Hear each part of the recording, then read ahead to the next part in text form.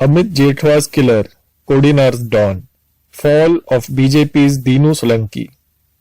On 20th July 2010, two assailants gunned down RTI activist and environmentalist Amit Jethwa near the Gujarat High Court complex in Ahmedabad. Despite being injured, Jethwa tried to catch the men who shot him. They escaped, but not before he managed to grab hold of the kurta of one of his assailants. Jethwa succumbed to his injuries. He was just 34.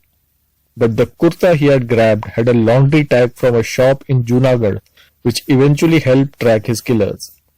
9 years later, on 11 July, 7 people have been sentenced to life imprisonment for murdering Jethwa.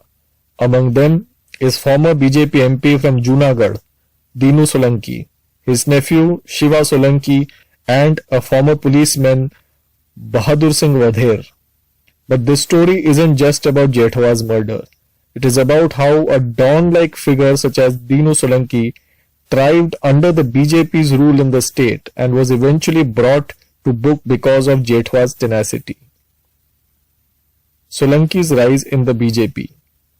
The story is set in Kodinar, a small town located between the Gir Wildlife Sanctuary and the Somnath Temple in the Saurashtra region in Gujarat.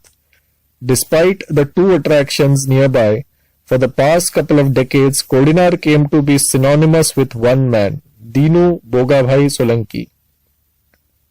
Though Solanki was an influential figure and a successful businessman in the district since the late 1980s, the turning point for him came in 1997 when Ambuja Cement set up its factory there.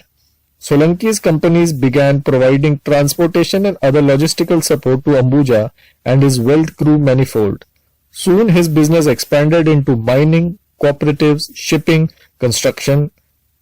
His firm Rajmoti even started a local television channel. The entire empire is largely a family-run enterprise with Solanki's sons, brother and nephews running the show. What added to Solanki's clout is the solid support of the Karadiya Rajput community, the dominant caste group in the area. When the BJP was trying to establish its hold over Gujarat, it looked towards strongmen like Solanki, and this helped him rise within the party. He won the 1998 assembly election from Kodinar and was re-elected in 2002 and 2007 as well. Solanki's clout increased even more after Narendra Modi became the Chief Minister of Gujarat in 2001. Even at his peak, Modi always faced problems in the Saurashtra region, which was considered the bastion of his predecessor as Chief Minister Keshubhai Patel. Caste divisions often trumped communal polarization here, and it remained somewhat untouched by the BJP wave after the 2002 anti-Muslim pogrom. Therefore, Modi had to rely on several local strongmen, all belonging to one dominant caste group or the other, to maintain the BJP's hold in the region.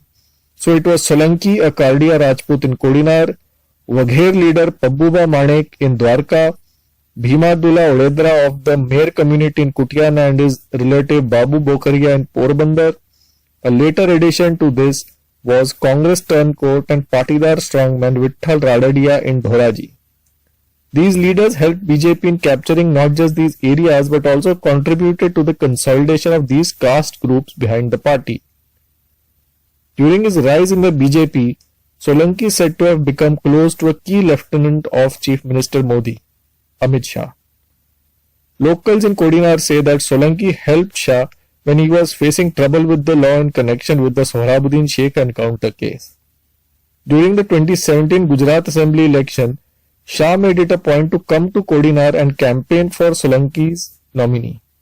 In his speech, BJP President Amit Shah praised Solanki several times. Bearing testimony to Solanki's clout in the area, Amit Shah even told the crowd, "Won't you clap if Dinuba doesn't ask you to?" Amit Jethwa takes on Kodinar's Don. While Solanki's clout increased in the BJP and his mining and other businesses expanded, the other Amit, Amit Jethwa, was making his name as an environmentalist. In 2006, he filed a complaint against actor Salman Khan in connection with the killing of a chinkara in Kutch.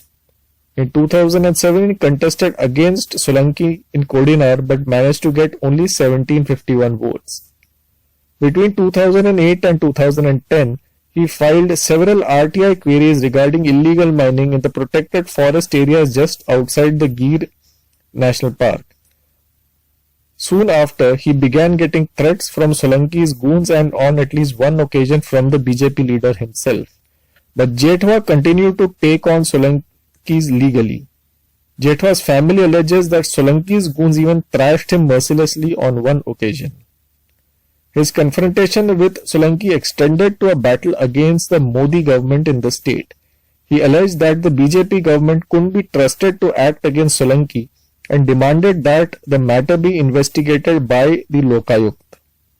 But since the government hadn't appointed a Lokayukt, he filed a petition asking for its appointment. It was the result of Jethwa's petition that Gujarat finally got a Lokayukt. 2 information commissioners were also appointed due to his efforts. But barely a month after he filed another PIL against illegal mining, Jethwa was shot dead outside the High Court. The trial into Jethwa's murder almost became a mockery, with over 100 witnesses turning hostile.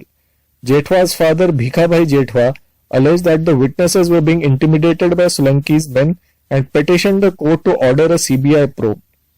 Finally, the Supreme Court accepted his request and asked the CBI to look into the case, which has now led to Solanki's conviction. Jethwa's battle against Solanki was an unequal one from the very beginning. He was up against not just Solanki, his goons and the financial muscle, but also against the state government. But eventually he triumphed because of the brave and relentless legal battle he waged against them. Nothing exemplifies more than the fact that his killer's kurta he grabbed while dying eventually led to the conviction of his murderers.